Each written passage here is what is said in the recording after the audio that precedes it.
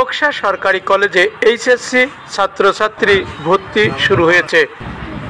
দেখতে পাচ্ছেন খোকসা সরকারি কলেজ থেকে